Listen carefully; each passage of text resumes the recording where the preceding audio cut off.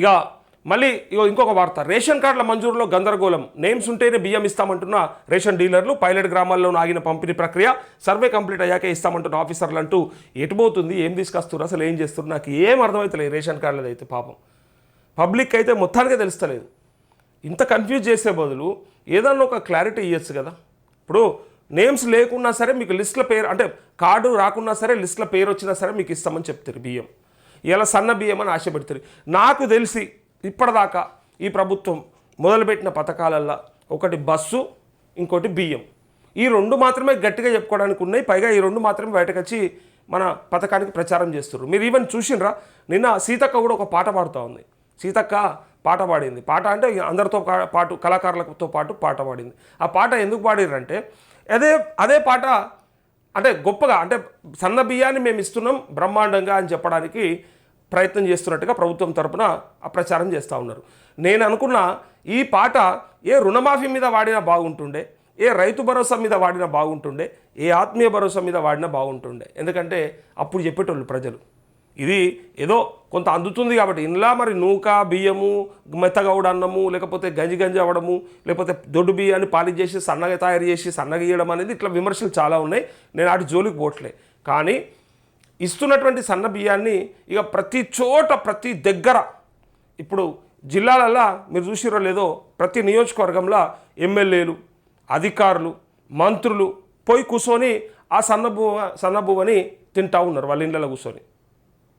అదే ఇచ్చిన రుణమాఫీ ఏ గ్రామంలోనన్నా ఎక్కడన్నా ఓ రైతు కుటుంబం దగ్గరకు పోయి మరి అన్న బాపు నీకు వచ్చిందాయే, నీకైతే మేము రుణమాఫీ చేస్తే మరి రాలేదా, ఎందుకు రాకపోయే అడగకపోతే, వ్యవసాయానికి పెట్టుబడి ఇస్తామని చెప్పి దానికి ఎంతో పెంచుతామని చెప్పి ఎక్కడికో తీసుకొచ్చి లాస్ట్కు 12,000కు కుదిస్తే మరి కనీసం అదన్నా ముట్టిందా అని ఒక్కరన్నా ఇట్లా ఈ ఎమ్మెల్యేలు మంత్రులు నేను అంటా ఉన్నా అదే గ్రామాలకు పోయి అక్కడనే చౌరస్తాల మీద కూర్చొని బాపు నీకు మరి రైతు భరోసా పడ్డదాయే, మరి నీకు పెట్టుబడి సాయం అందిందా అని ఎందుకు అడగకపోతిరి?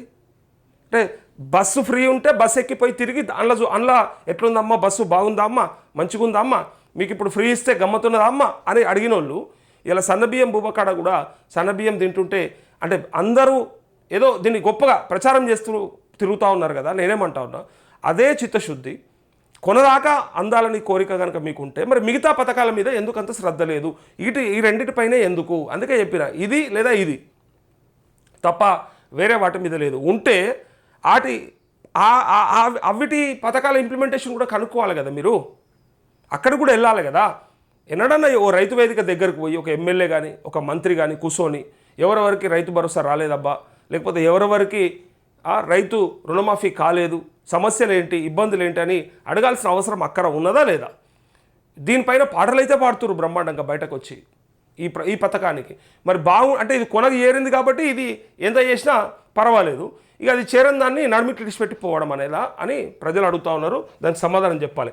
అయితే ఈ రేషన్ కార్డుల ముచ్చట ఇక్కడ చూసారు కదా, నేమ్స్ ఉంటేనే బియ్యం ఇస్తామని చెప్తురట ఆ డీలర్లు కూడా. వాళ్ళు ఏం చేస్తారు ఇప్పుడు యాజ్ పర్ డేటా ప్రకారమే వాళ్ళు ఇవ్వాల్సి వస్తుంది, లేకపోతే వాడు నెత్తి మీద పెట్టుకుంటాడు, వాడు మోస్తాడు బరువు.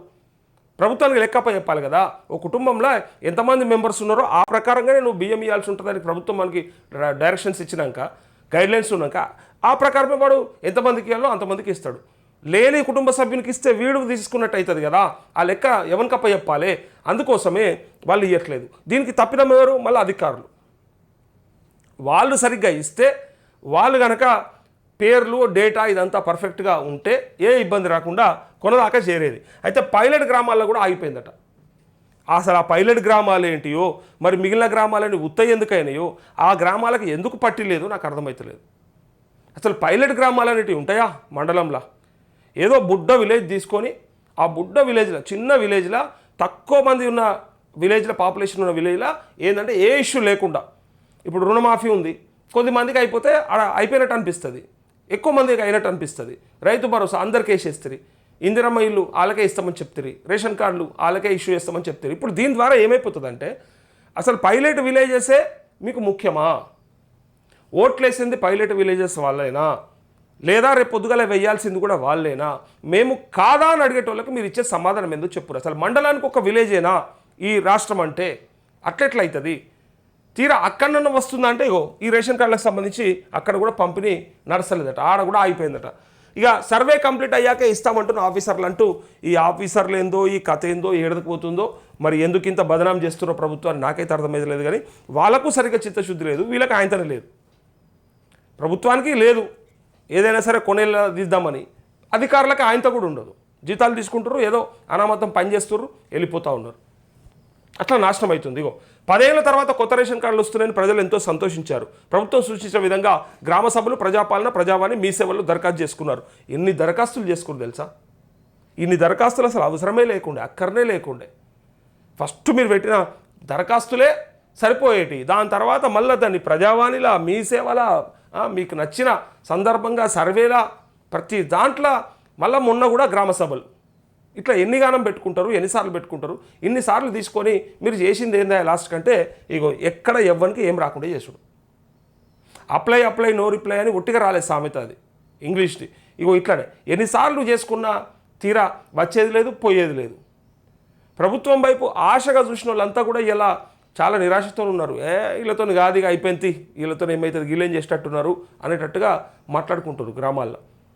కొంత హోప్ ఉండే, ఓ 3 నెలల నుంచి 6 నెలల దాకా కొంత హోప్ ఉండే.